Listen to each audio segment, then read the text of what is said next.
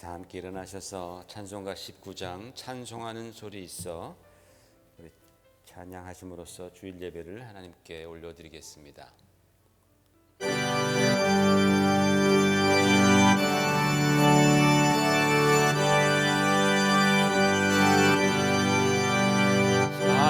찬송하는 소리 있어 사랑 기뻐하도다. 하늘 아버지의 이름 거룩하도다. 세상 사람 찬양하자. 거룩하신 하나님께 할렐루야 할렐루야 할렐루야 아멘.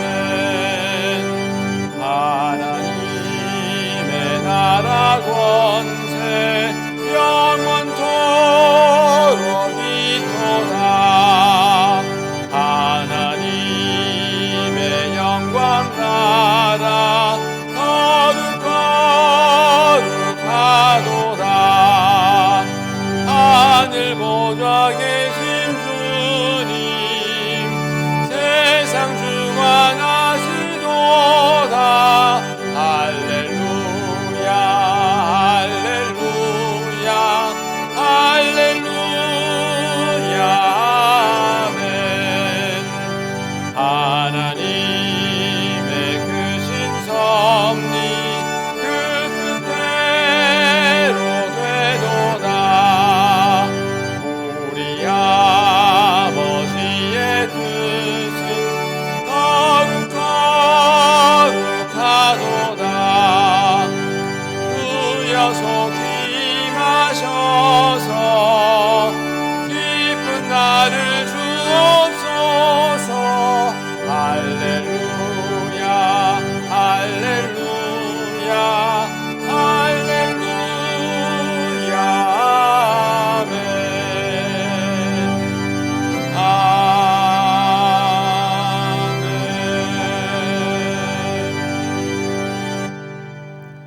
아멘. 여호와여 내가 깊은 곳에서 주께 부르짖었나이다.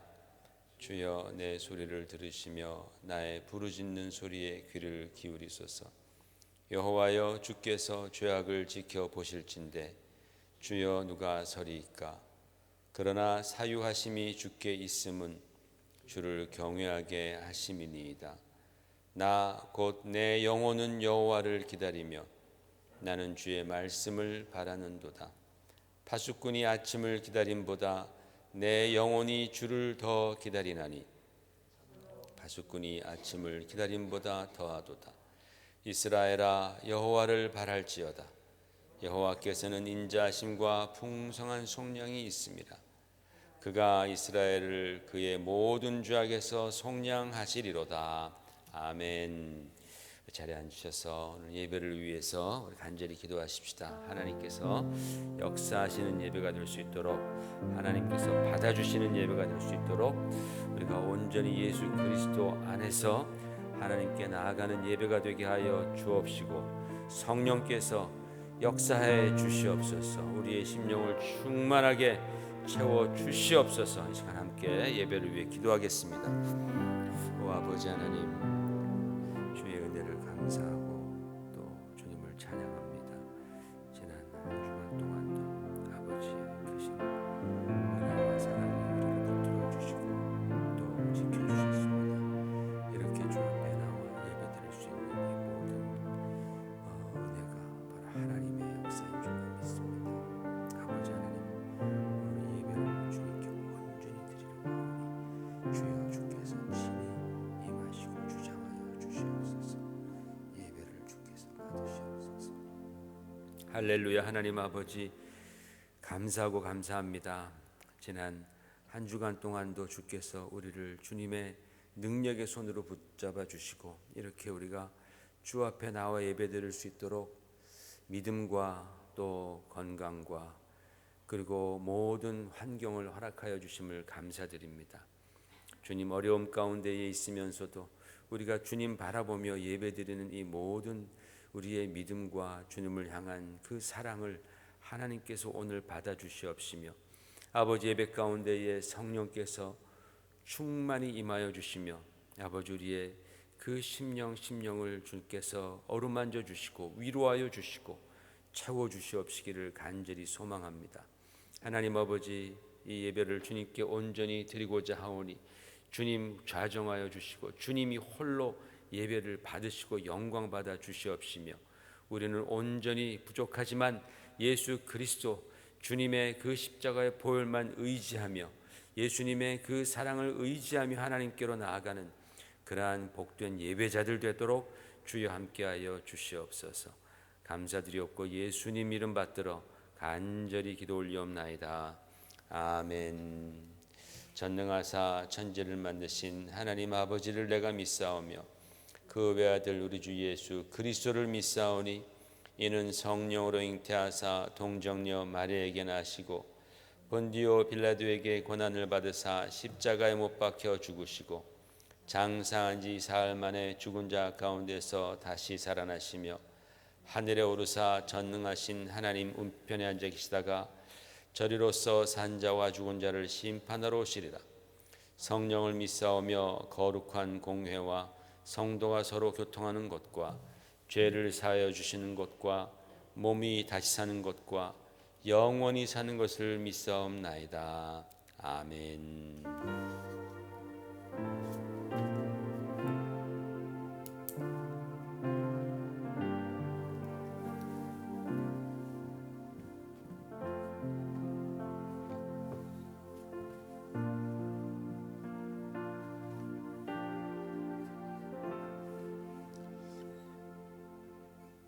할렐루야. 지난 한 주간 동안도 하나님의 크신 은혜로 말미암아 우리가 또 인도함 받고 보호하심을 받고 하나님께서 또 축복을 허락해 주셨습니다. 그러나 이렇게 사태가 장기화되면서 우리 혹시 심령이 점점 메말라가지 않는지 또 시들어가지 않는지 그런 걱정이 가끔 이렇게 들고 있습니다. 이럴 때에 정말 성령께서 더 역사하셔서 우리가 더 하나님을 바라보고 더 주님의 은혜와 능력을 붙들고 살아가는 그러한 성령 충만한 성도들 되었으면 좋겠습니다. 우리 빈들의 마른 불같이 우리 찬양하시면서 정말 나의 심령 가운데 성령이여 임하여 주시옵소서.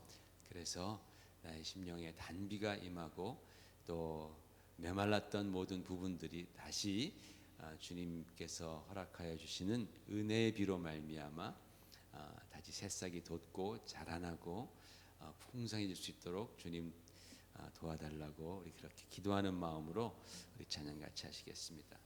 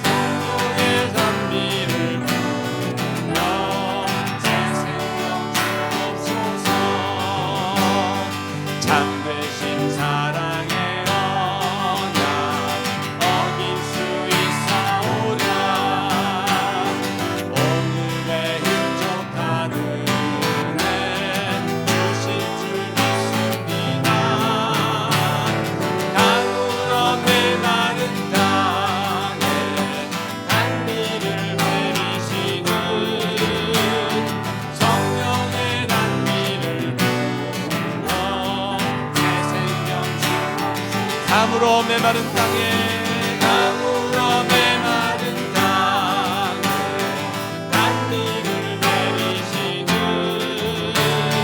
성령의 단비를 부어 새 생명 한 번 더 가물어 메마른 땅 가물어 메마른 땅에 단비를 내리시는 성령의 단비를 부어 새 생명 주옵소서. 보혈을 지나 하나님 품으로 보혈을 지나 아버지 품으로 보혈을 지나 하나님 품으로 한 걸음씩 나가네.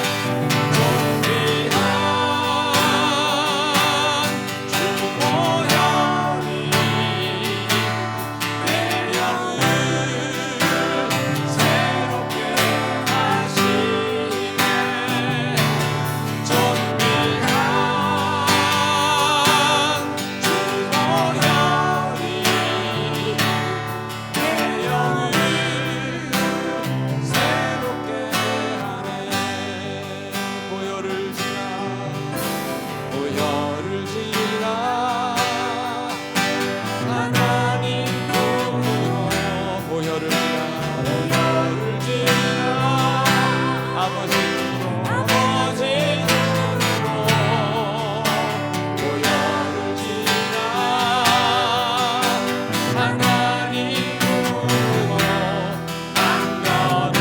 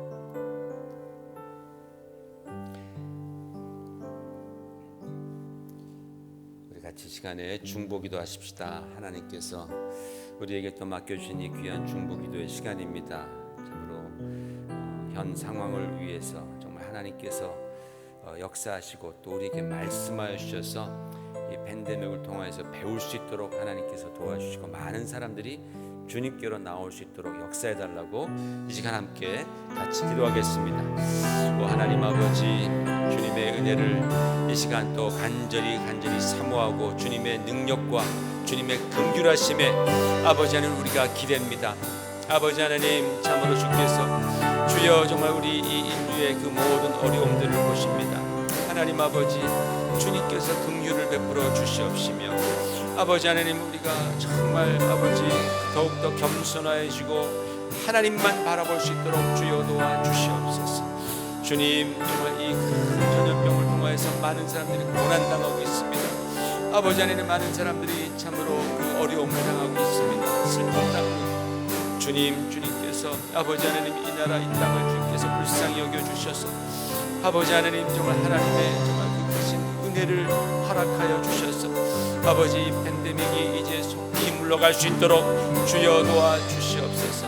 하나님 아버지 정말 우리를 아버지께서 낮추셨사오니 우리가 더욱더 하나님 앞에 정말 겸손하고 낮아져서 주님께 간구합니다. 우리는 아무 힘이 없고 능력이 없사오나 아버지 하나님 정말 아버지께서 고쳐주실 때에 우리가 주님의 영광 보겠사옵나이다. 주님 이것을 통하여서 우리가 배우게 하여 주시옵소서. 깨닫게 하여 주시옵소서. 주님께로 온전히 돌아가게 하여 주시옵소서. 하나님만을 의지하게 하여 주시옵소서. 그리하여 하나님 아버지 정말 많은 사람들이 주님을 만나게 하시옵시고 아버지 하나님 정말 자신의 죄악을 회개하며 주님께로 돌아오는 역사가 있게 하여 주시옵소서. 이 땅 고쳐 주시옵소서. 아버지 주여 도와주시옵소서.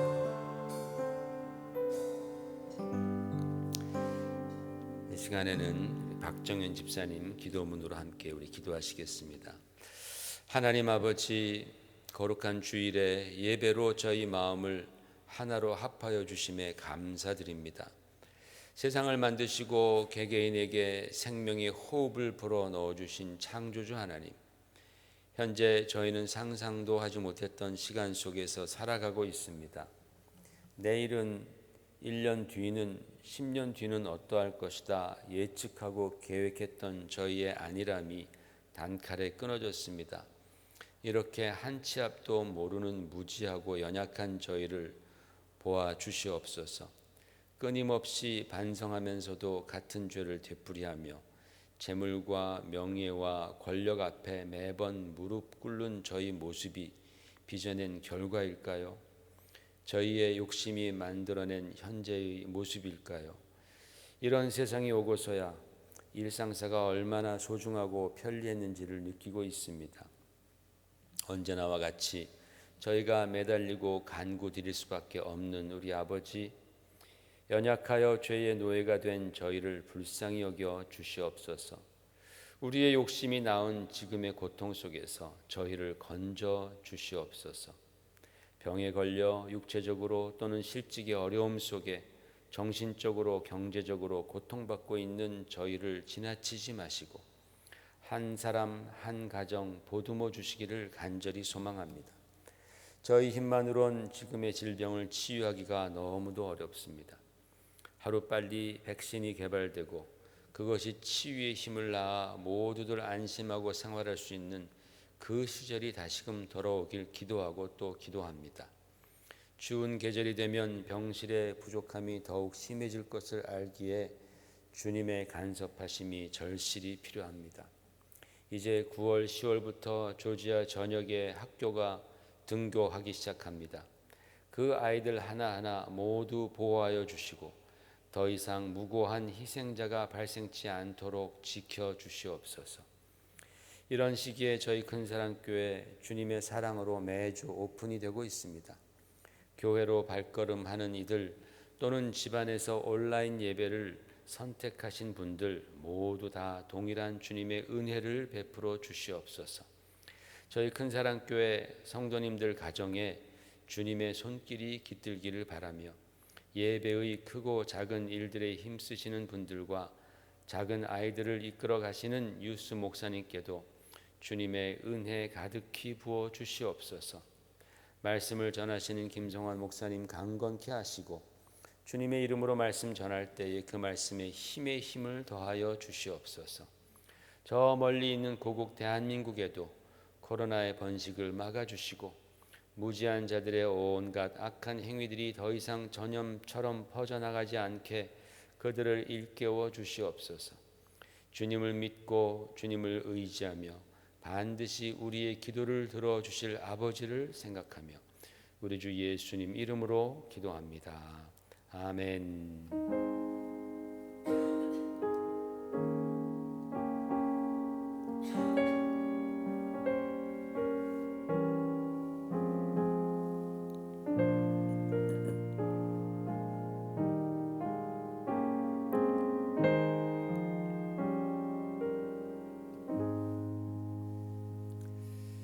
우리 교회 소식을 잠깐 보겠습니다.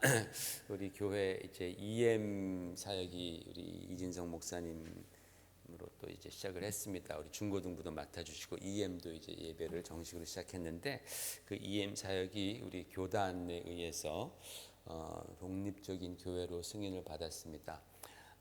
어차피 EM은 이제 또 따로 그렇게 운영이 돼야 되는 그런 처지이기 때문에 저희 교회는 그 교회의 마더 처치가 되고 또 이제 그리고 EM 미니스트리 그 교회는 또 독립적인 교회가 되어서 그렇게 함께 공생하고 또 서로 돕고 돕는 그런 관계를 유지하려고 합니다. 그래서 일단 그 EM 교회의 이름은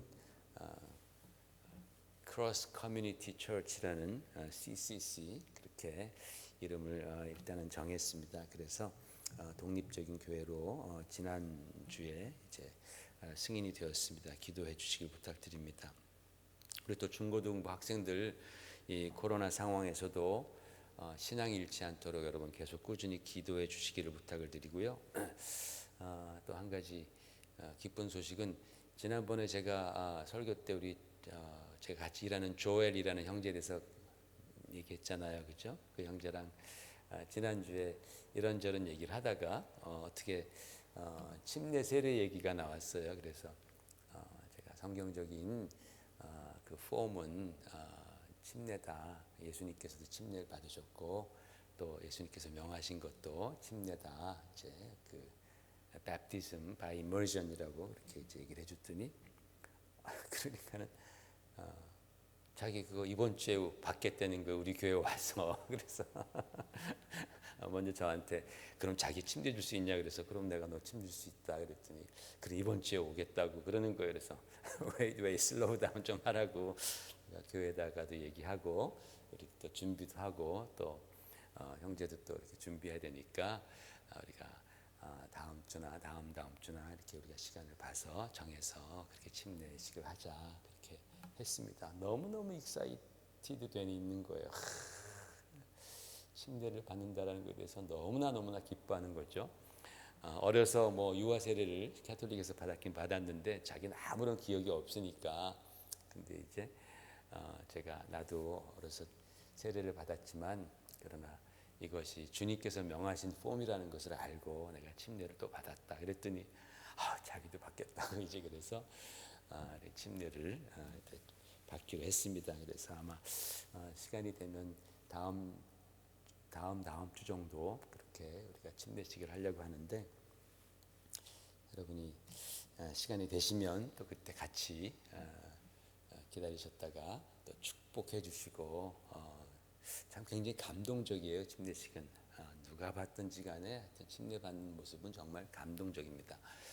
또 자기도 또 간증 너가 간증을 좀 할 수 있냐 그랬더니 뭐 자기 뭐 언제나 자기는 레디 됐다고 1시간 하면 되냐고 그래서 그렇게 하면 안 된다고 어쨌든 그랬습니다. 그래서 여러분 또 기도해 주시기 부탁을 드립니다. 여러분 환절기인데 감기 조심하시기를 부탁을 드립니다. 우리 다 같이 일어나셔서 오늘 말씀 창세기 50장 창세기 50장 15절부터 21절까지 우리가 교독하겠습니다.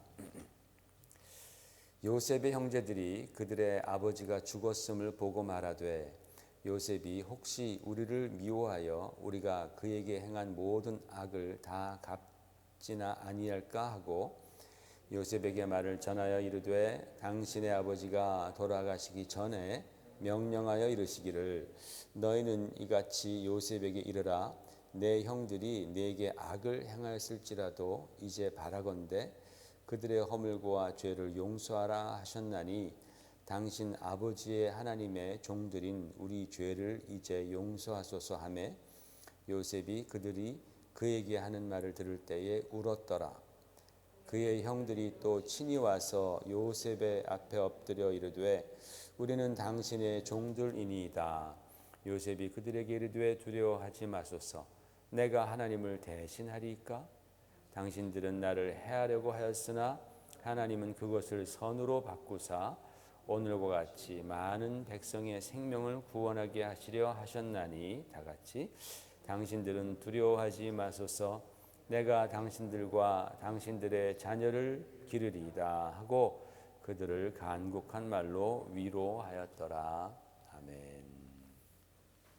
지난주에 우리는 고난을 바라보는 이 세상의 철학이나 종교가 갖고 있는 이 네 가지 관점과 또 그것에 대한 성경의 입장에 관해서 간략하게 알아보았습니다. 첫 번째로는 우리 보시는 바와 같이 윤리적인 관점이 있다고 했습니다. 내 도덕적인 그 원인이 고통의 원인이다. 내가 잘 살았으면 고통들 받고 고통받는 이유는 잘못했기 때문이다. 네가 잘못해서 고난받는다라는 그런 입장이죠. 그러나 성경은 반드시 그렇게만은 말하고 있지 않는다라고 말씀드렸습니다. 모든 이 세상의 고난이 죄로 말미암아 들어온 건 맞지만 내가 지금 겪는 그 고난이 반드시 내 죄나 내 잘못 때문은 아니다. 항상 그것 때문인 것만은 아니다라고 성경은 분명히 우리에게 가르쳐 줍니다. 두 번째로 자기 초월적인 관점이 있다고 그랬습니다. 사물에 대한 욕심 때문에 고통이 발생한다 라고 믿는 거죠. 그러나 사실은 물리적인 세계는 허상이기 때문에 그 허상이기 때문에 고난도 사실은 고통도 사실은 아무것도 아닌 것이다. 그러니까 네 생각을 바꿔라. 참선을 통해서 너의 그 욕심을 비워라. 그러면 사실상 고난은 사라질 것이다. 불교에서 많이 주장한다고 했습니다. 그러나 성경은 분명히 고난이라는 것이 현실적인 문제라고 가르쳐 줍니다. 즉 우리 어떤 생각으로 이길 수 있는 것이 아니다라는 그런 뜻이죠. 세 번째로 숙명론적인 관점이 있다고 했습니다. 고난은 신이 정한 것이니까 그저 군소리 없이 군말 없이 그저 복종하면서 무조건 받아들여라. 그렇게 그런 얘기를 합니다. 그러나 여러분, 하나님께서는 우리가 고난에서 벗어나기를 원하시고 또 그렇게 도와주시는 하나님이십니다. 그렇기 때문에 고난이라는 것은 인간의 숙명이 아니다라고 성경은 가르쳐 줍니다. 마지막으로 이원론적인 관점이 있습니다. 고난은 무조건 나쁜 것이니까 싸워 이겨야 한다. 그러나 하나님께서는 고난을 통하여 또는 고난을 도구 삼아 일하시기도 하십니다. 그래서 성경은 고난에 대해서요 굉장히 신중하게 접근을 합니다. 어느 하나 그것을 놓고 이거다라고 말하지 않습니다. 아주 신중하게 접근합니다. 그렇기 때문에 우리 역시 성경을 믿는 우리 역시 고난에 관해서 섣부른 판단을 한다거나 또는 고난 당한 사람들에 대해서 어설픈 그런 정죄 이런 것들을 우리는 절대로 금해야 합니다. 여러분, 빈수레가 요란하다고 성경을 잘 알지 못하는 그런 사람들이 고난에 대해서 이러쿵 저러쿵 말을 하면서 판단을 하는 경우가 왕왕 있습니다. 우리가 성도로서 고난당한 분들을 만날 때 성도로서 해야 할 일은 무엇입니까? 정죄하고 판단하는 것이 아니라 긍휼히 여기고 또 위로하고 돕는 일입니다. 그것이 바로 성경을 깊이 알고 있는 신중한 크리스찬들의 바른 태도라고 할 수 있습니다. 욥은 자기가 당하는 고난이 왜 온 것인지 아무리 생각해도 그는 이해가 안 갔지요. 그리고 받아들이기도 힘들었습니다. 그러나 그가 깨달은 것은 자신이 받는 고난 속에 하나님께서 자기를 연단하시는 그 연단 과정 가운데에 하나님의 은혜가 있었다라는 사실을 그는 깨달았습니다. 그렇기 때문에 그 시련이, 그 고난이 지나가면 자신이 정금같이 되어 나올 것이다 라는 확신이 있었고, 또 그랬기 때문에 그 모진 시련 속에서 울며 부르짖으면서도 그는 절망치 않고 소망의 끈을 놓지 않았던 것이죠. 왜? 하나님의 은혜가 그 고난 가운데 있다라는 사실을 그가 깨달았기 때문입니다. 성도 여러분, 우리가 인생을 살면서 누가 가르쳐주지 않아도 우리가 너무나 쉽게 깨닫고 배우는 바는 바로 우리의 삶 속에 크고 작은 고난과 시련들이 참 많이 있다라는 겁니다. 그 중에는 우리가 상상도 하지 못했던 그러한 시련들이 있죠. 요즘이 바로 그런 때입니다. 정말로 생각하지도 못한 그러한 시련이 전 인류를 집어삼켜버렸습니다. 완전히 덮어버렸습니다. 여기에서 제외된 사람은 단 한 사람도 없는 것 같아요. 남녀노소를 불문하고 나라와 민족을 가리지 않고 착하든지 악하든지 또는 하나님을 믿든지 안 믿든지 이런 거 하나도 상관하지 않고 모두가 지금 이 시련을 우리가 당하고 있습니다. 그래서 이 팬데믹, 이 사태는 하나밖에 없는 생명을 앗아가기도 하고 또 고생해서 모아놨던 그런 물질들을 탈탈 털어가기도 합니다. 그리고 우리 인간에게 참 소중한 것이 관계인데 이 관계를 점점 더 소원하게 만듭니다. 또는 점점 더 끊어놓습니다. 이게 정말 큰 어려움, 큰 문제가 아닐 수 없습니다. 그런데 여러분, 인류 역사에 시대적으로 보았을 때에 이 현대인들이 가장 고난에 취약한 존재라는 사실을 아십니까? 현대를 살아가는, 이렇게 과학이 발달하고 모든 것이 다 정말 사람이 원하는 대로 막 되어가고 있는 것 같은 이 현대를 살아가는 이 시대의 현대인들이 고난의 문제에 대해서 가장 취약하다라는 거예요. 특별히 무신론자들에게 있어서 고난은 정말로 절망적이지 않을 수 없는 문제입니다. 왜냐하면 나의 존재의 이유나 가치가 내가 가진 것에 의해서 결정되는 사람들이 바로 신을 부정하는 그 무신론자들입니다. 유물론적인 생각, 진화론에 붙잡혀 있는 사람들, 그런 사람들은 자기 존재의 이유나 가치를 자기가 갖고 있는 것에 기반을 둔다라는 것입니다. 그런데 여러분, 고난이나 시련이 오면요, 그거 다 잃어버리는 거예요. 돈도 잃어버리게 되고 또 명예도 잃어버리게 되고 생명도 사랑도 다 잃어버립니다.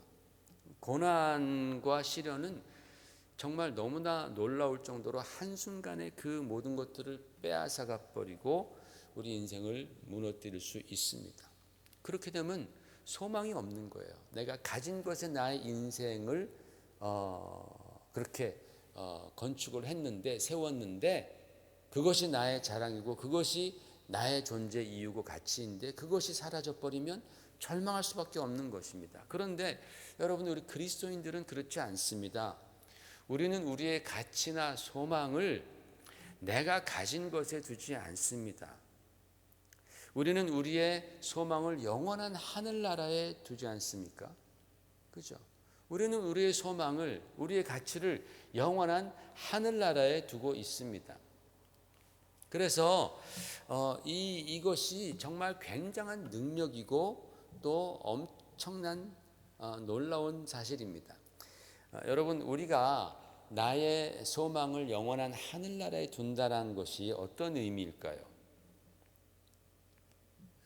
우리들의 그 가치를 하늘에 둔다라는 것이 어떤 의미가 있습니까?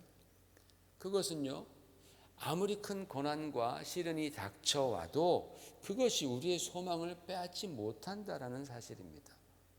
그것이 우리가 붙들고 있는 그 가치를 파괴하지 못한다라는 말입니다. 예를 들어서 여러분, 사람이 죽으면 모든 것을 다 잃지 않습니까?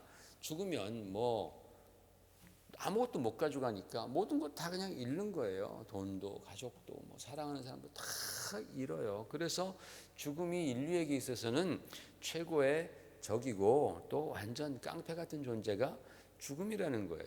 안 죽으려고 다들 얼마나 그냥 노력합니까? 그런데 죽음도 빼앗지 못하는 것이 있다라는 것이죠. 그것이 뭐예요? 바로 우리 성도들의 소망입니다. 하늘나라에 둔 성도들의 소망입니다. 죽음은 그것을 빼앗지 못합니다. 다른 사람들에게 있어서 죽음은요, 모든 것을 잃는 순간임에 반해서 그리스도인들에게 죽음은 오히려 내가 평생 간절히 사모하던 그 소망을 이루게 되는 바로 그 순간이 됩니다. 그러니까 죽음이 우리에게는 절망이 되지 않는 거예요. 물론 죽는 그런 여러 가지 많은 그런 과정들은 우리가 아프고 힘들고 하니까 두려워할 수 있지만 그것이 우리에게 절망적인 두려움이 될 수 없다라는 거예요. 로마 시대 때 수많은 이교도들이 크리스찬들이 콜로세움에서 맹수들 앞에 죽어갈 때에 그들이 평안히 기도하고 찬송하는 모습을 보면서 큰 충격을 받았다라는 것 아니겠어요? 아니, 쟤들은 뭐지? 쟤들은 뭔데 지금 저렇게 그 잔인한 형벌 앞에서 저렇게 침착한 거야? 그걸 보면서 이해가 안 가는 거예요. 그런 말들이 막 돌면서 성도들, 크리스찬들이 갖고 있었던 하늘에 대한 소망에 그들이 관심을 가졌던 거예요. 야, 정말 저런 소망이 있구나. 죽음도 빼앗지 못하는 그러한 진짜 소망이 있구나. 내가 봤어. 그때 우리 옆집에 사는 사람, 그때 콜로세움에서 맹수한테 잡혀먹기 전에 그 태도를 봤어. 그 표정을 봤어. 그게 두려운 거예요. 막 그게 두려울 정도로 놀라운 것이죠. 그러면서 많은 사람들이 그 핍박받으며 평온 가운데에 또는 찬송 가운데, 기도 가운데 죽어가는 그 크리스찬들을 보면서 오히려 그들이 회심하는 거 아니겠어요? 오히려 그들이 이거 진짜구나. 이게 진짜 죽음도 빼앗지 못하는 참 소망이구나라는 것을 깨닫고 많은 사람들이 주님께로 돌아오는 역사가 일어난 것 아니겠습니까? 크리스찬들에게 있어서 죽음은 모든 것을 다 잃는 그런 절망된 사건이 아니라 반대로 더 큰 것을 얻는 그러한 소망이 함께하는 사건이다라는 거예요. 그것도 하나님의 은혜 가운데서 말입니다. 그래서 사도 바울은 로마서에 이렇게 고백했습니다. 우리 로마서 8장 36절에서 39절 잘 아는 말씀인데 우리 천천히 한번 합독하겠습니다. 시작. 누가 우리를 그리스도의 사랑에서 끊으리요? 환난이나 곤고나 박해나 기근이나 적신이나 위험이나 칼이랴. 기록된 바 우리가 종일 주를 위하여 죽임을 당하게 되며 도살 당할 양같이 여김을 받았나이다 함과 같으니라. 그러나 이 모든 일에 우리를 사랑하시는 이로 말미암아 우리가 넉넉히 이기느니라. 내가 확신하노니 사망이나 생명이나 천사들이나 권세자들이나 현재일이나 장래일이나 능력이나 높음이나 깊음이나 다른 어떤 피조물이라도 우리 주 예수 그리스도 안에 있는 하나님의 사랑에서 끊을 수 없으리라. 아멘. 이게 정말 그때 당시에 고난받고 핍박받던 그 크리스찬들에게 얼마나 능력이 되었고 또 그들이 증거했던 바로 그 고백 아니겠습니까? 놀라운 믿음의 고백이 아닐 수 없습니다. 어떤 고난이 오고 심지어는 죽음이 와도 그리스도인들은 절망하지 않습니다. 왜냐하면 그런 것들이 예수 그리스도 안에 있는 그 영원한 소망을 빼앗아가지 못하기 때문입니다. 오히려 지난주에도 말씀드렸듯이 그런 고난 속에 임하시는 하나님의 그 사랑, 하나님의 은혜를 더 깊이 경험하게 된다라는 말씀이죠. 그래서 그리스도인들을 세상이 감당할 수 없다라고 한 겁니다. 그들은 세상에 감당할 수 없다. 여러분 지난번에도 말씀드렸듯이 무신론자들이 고난이란 주제를 가지고 와서 하나님이 없다라고 그렇게 주장한다고 말했습니다. 그들의 논리는 굉장히 간단하죠. 하나님이 선하시다며 하나님이 악을 미워하시고 그렇게 고난을 미워하시는데 선하시는데 하나님은 전능하시다면서, 그런데 왜 이 세상에 이 많은 악과 고난이 존재하는가?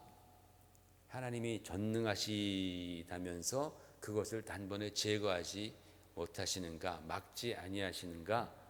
그러므로 하나님은 존재하지 않는다. 전능하신 하나님은 없다. 의로운 하나님도 없다. 그렇게 얘기를 합니다. 이렇게 조목조목 말하는 사람을 만나면 굉장히 위축이 됩니다. 그런 것 같기도 하고 아닌 것 같기도 하고. 그래서 난 잘 모르니까 목사님한테 물어봐라. 그렇게 얘기를 하기도 하죠. 그런데 여러분 이제는 그렇게 위축되시면 안 됩니다. 그런 논리는요 이미 한물 건너간 그런 논리인데 우리가 그런 논리에 우리가 반박할 수 있도록 조금 마음의 준비는 해놓아야 합니다. 여러분 우리는 하나님께서 악을 미워하시고 우리가 고난 당하는 것을 하나님은 싫어하십니다. 기뻐하지 아니하시지만 당장의 고난을 없애시고 당장의 악을 소멸치 않으시는 이유도 있다라는 것을 우리는 말할 줄 알아야 됩니다. 하나님께서 그렇게 안 하시는 이유가 있어라는, 그렇게 우리가 담대하게 말할 줄 알아야 됩니다. 만약에 하나님께서 악과 고난을 그 족족 다 없애신다면 이 세상에 남을 사람은 아무도 없을 것입니다. 또 두 번째로 우리는 하나님께서 고난과 시련을 허락하시는 이유가 있다라는 사실도 말할 줄 알아야 됩니다. 고난과 시련을 허락하시는 이유도 있다. 그렇게 우리가 말할 줄 알아야 됩니다. 여러분 청년들이 군에 입대하게 되면 엄청난 고난을 당합니다. 그죠? 그동안 누렸던 자유를 제한당하고 개인 생활도 없습니다. 얼마나 그게 처음엔 힘든지 모릅니다. 누가 고참이 와가지고 내 관물대 함을 막 열어서 막 다 뒤집어 보면서 이거 뭐야 저거 뭐야, 나의 그 비밀스러운 공간이 하나도 없는 거죠. 화장실 빼놓고서는. 그러니까 굉장히 그런 것들이 힘듭니다. 그리고 살이 쭉쭉 빠지도록 고된 훈련을 합니다. 그러니까 육체적으로 정신적으로 엄청난 큰 시련과 고난을 맞이하게 되는 것이죠. 그러나 왜 그렇습니까? 나라를 지키고 평화를 지키고 또 자유를 지키려는 나의 그런 고난을 통해서 우리 너의 부모님과 형제들이 지금 편안하게 잠을 잘 수 있다. 맨날 그 얘기 많이 듣습니다. 근데 그게 사실이죠. 그런 어떤 큰 그림의 목적이 있기 때문에 고난을 당하는 겁니다. 여러분 우리는 요즘 군인들이 빡세게 훈련받는 거 좋아하지 군기가 빠져서 당나라 군대가 되는 거 우리는 보면은 굉장히 걱정합니다. 야, 우리나라 안보에 큰 구멍이 생기지 않을까 걱정합니다. 그래서 더 빡세게 훈련시킨다 그러면 굉장히 우리는 내심 좋아합니다. 물론 자기 자식이 군대에 가 있으면 또 문제는 달라지겠지만 어쨌든 그렇습니다. 이런 경우는 굉장히 쉽게 그 고난의 이유를 발견할 수 있는 케이스입니다. 그러나 우리 생각으로는 진짜 이해하기 어려운 그런 고난들도 존재합니다. 오늘 본문에서 요셉이 그런 삶을 살았습니다. 요셉이 애굽의 종으로 팔려간 것은 그가 엄청난 죄를 지었기 때문이 아닙니다. 요셉은 그런 정말 그 비참한 벌을 받을 만한 일을 하지 않았습니다.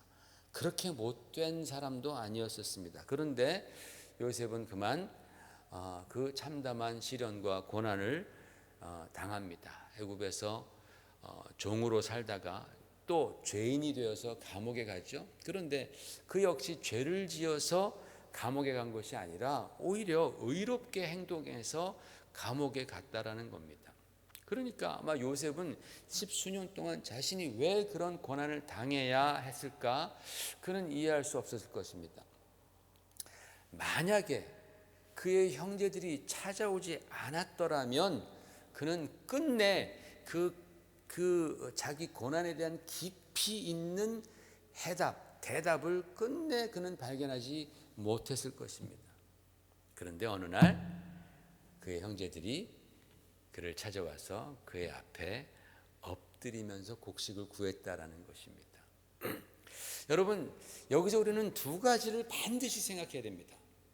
첫 번째는 요셉이 무고히 고난을 당한 이유에 대해서 우리는 반드시 생각해야 되고, 두 번째로는 아마 여러분 그 생각은 별로 안 해보셨을 건데, 두 번째로는 요셉의 형제들이 그 잔인한 죄악을 짓고도 바로 죽임당하지 않은 이유를 우리는 생각해야 됩니다. 이 두 가지 이유는요, 동전의 양면과 같아요. 한쪽이 없으면 다른 쪽도 없는 겁니다. 이게 바로 고난의 신비라고 생각을 합니다. 인간의 단순한 생각만으로는 도무지 깨닫기 어려운 문제들입니다. 요셉이 왜 그렇게 팔려가서 그 고생을 했는지도, 또 요셉의 형들은 그 끔찍한 죄악을 범하고도 천벌을 받지 않고 죽지도 않고 그래도 잘 결혼하고 애 낳고 잘 살았는지, 왜 의인은 고난받고 왜 악인은 고난받지 않았는지, 그죠? 죽임당하지 않았는지 처음에는 아무도 몰라요.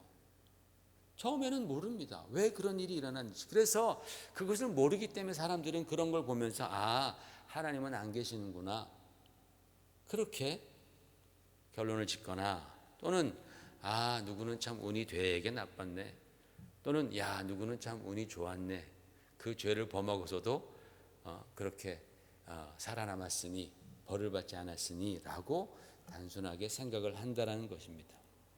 그런데 하나님에게는 그것이 다 이유가 있었다라는 것이죠.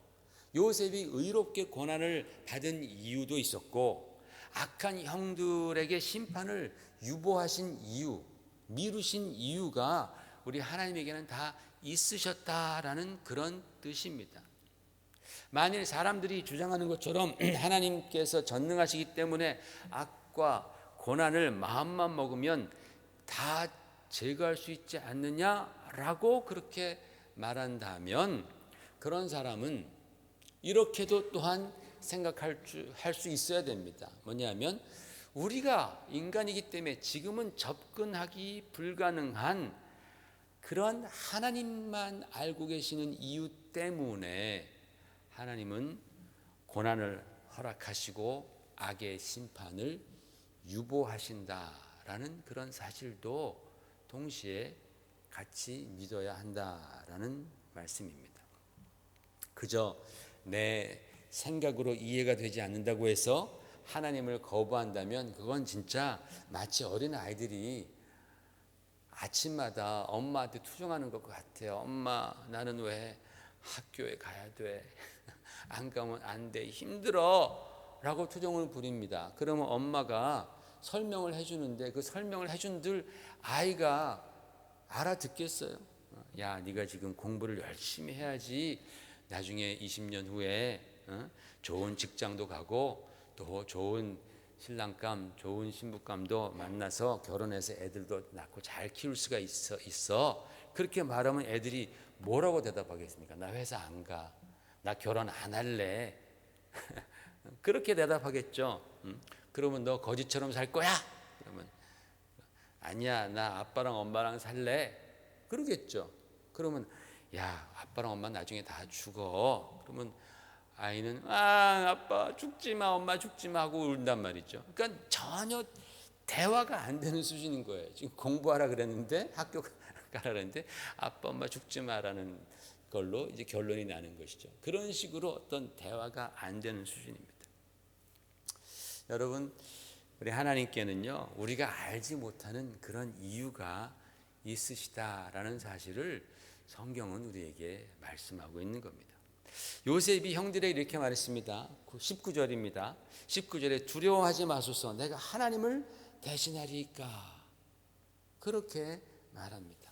요셉은 비록 자신의 인생 가운데 고난과 시련을 허락하신 분이 하나님이시지만 요셉은 하나님을 원망하지 않았습니다. 오히려 하나님께서 자신의 인생을 그 가운데서도, 고난 가운데서도 다스리고 계셨다라는 것을 고백하는 거예요. 내가 하나님을 대신하리까, 자기 자신은 하나님의 뜻과 지혜를 따라갈 수 없다라는 그런 뜻 아니겠습니까? 하나님을 전폭적으로 신뢰하는 그 마음을 우리가 볼 수 있습니다. 그리고 20절에 이렇게 말합니다. 당신들은 나를 헤아려 했으나 하나님은 그것을 선으로 바꾸사 오늘과 같이 많은 백성의 생명을 구원하게 하셨나니 라고 말합니다. 당신은 나를 헤아려고 했지만 하나님께서는 그것을 선으로 바꾸셨습니다. 이건 놀라운 고백입니다. 역전하시는 하나님을 우리가 또 한번 볼 수 있죠. 그런데 여러분, 이것을요, 이 20절 말씀이죠. 20절 말씀을 이것을 히브리어 원문으로 보게 되면은 악을 선으로 바꿨다, 뭐 이런 말이 없어요. 우리가 이해하기 쉽게 그렇게 번역한 겁니다. 그런데 그렇게만 보면요, 우리가 굉장히 중요한 것을 놓치게 됩니다. 자, 히브리어 번역은 이렇게 나와 있습니다. 그다음 보세요. 자, 히브리어 번역은 당신들은 나에게 악을 생각하였으나 하나님은 그것을 선으로 생각하셨습니다 라고 말하는 거예요. 악을 생각하였다, 하샤브라는 단어가 있어요. 그래서 아템 하샤브템 알라이 라아, 이 말은 당신들은 나에게 악을 생각하였다. 그런데 엘로힘께서는, 하나님께서는 하샤바 르토바, 하나님께서는 그것을 선으로 생각하셨다. 이 뒤에는 뭐 같아요.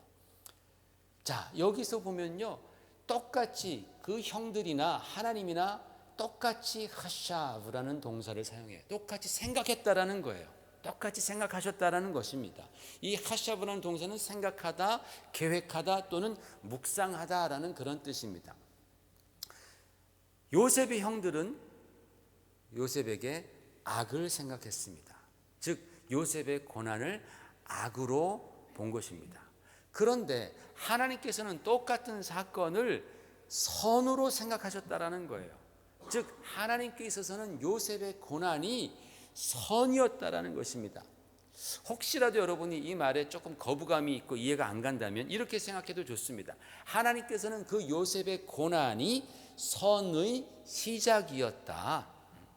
그리고 그렇게 시작된 선은 마침내 많은 사람을 구하는 것으로 결론이 나는, 하나님께서 요셉의 고난을 보시는 큰 그림 속에서 하나님께서는 그것을 선으로 생각했다라는 그런 뜻입니다. 여러분, 똑같은 일을 놓고 생각하는데 어쩌면 이리도 정반대일까요? 요셉의 형들은 그것을 악이라고 생각했지만 하나님께서는 그 요셉에게 닥친 고난을 선이라고 생각하면서 그 고난을 허락하셨다라는 거예요.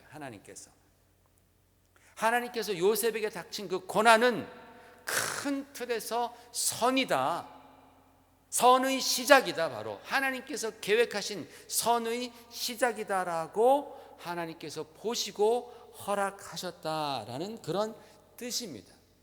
똑같은 단어가 쓰였어요. 하샤브라는.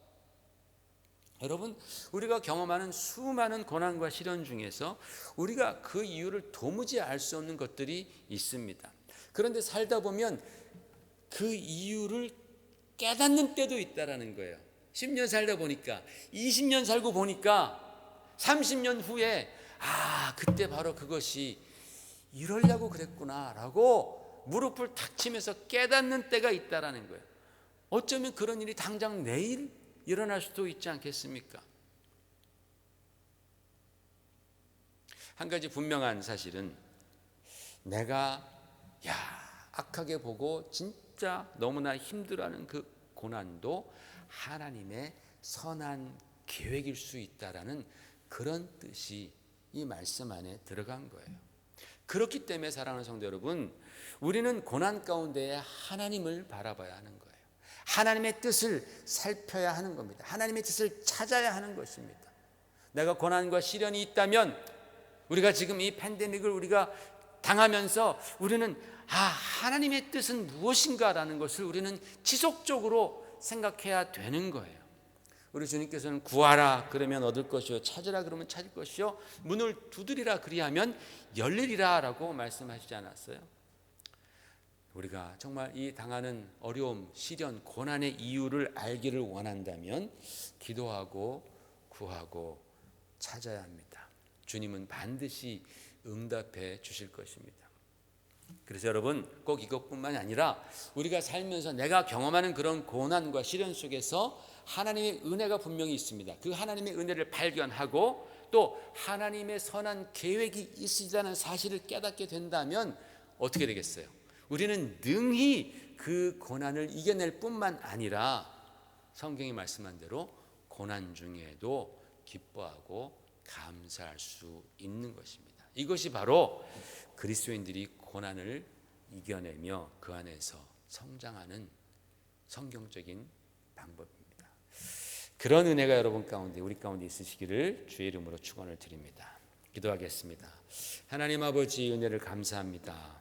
오늘 이 요셉의 이야기를 통하여서 하나님께서 사람들과 얼마나 많이 다르게 보실 수 있는지, 또 하나님께는 우리가 알지 못하는 얼마나 엄청난 이유를 갖고 계신지 우리가 배웠습니다. 아버지 하나님, 하나님께서는 요셉의 고난을 선으로 보셨습니다. 하나님의 선한 계획 가운데에 그 요셉의 고난이 있었습니다. 요셉의 고난은 그가 잘못해서 받은 책망이나 벌이 아니라 앞으로를 위한 준비 단계였다라는 것을 우리는 배웁니다. 하나님 아버지, 우리도 성숙한 믿음의 눈을 가질 수 있도록 도와주셔서 고난이나 시련 앞에서 우리가 좌절하지 아니하고 오히려 담대하게 주님 의지하며 나아가 승리할 수 있도록 도와주시옵소서. 예수님 이름으로 간절히 기도 올리옵나이다. 아멘. 우리 다 같이 일어나셔서 세상 흔들리고 1절 하시고 예배로 축도 예배를 마치겠습니다. 세상 흔들리고 사람들은 변하여도 나는 주를 섬기리.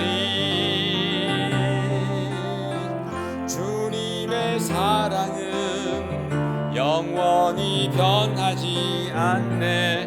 나는 주를 신뢰해.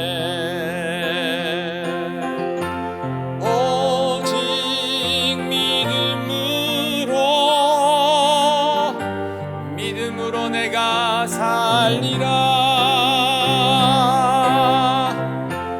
오직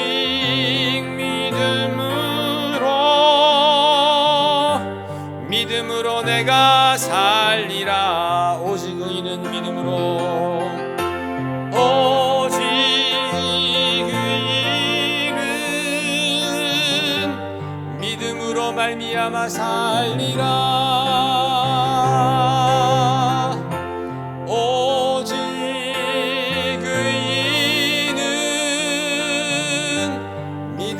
말미암아 살리라. 아버지 하나님 감사합니다. 오늘도 주 앞에 참으로 귀한 예물 드린 손길 가정마다 주님께서 놀랍게 은혜 내려주시고 공급해 주시고 또 영광 받아 주시옵소서. 지금은 우리 주 예수 그리스도의 놀라우신 은혜와 하나님 아버지의 극진하신 사랑하심과 성령님의 감화 감동하시고 교통하심이 오늘 머리 숙인 모든 성도들 머리 위에와 그리고 가정과 교회 가운데 영원히 함께 있을지어다. 아멘.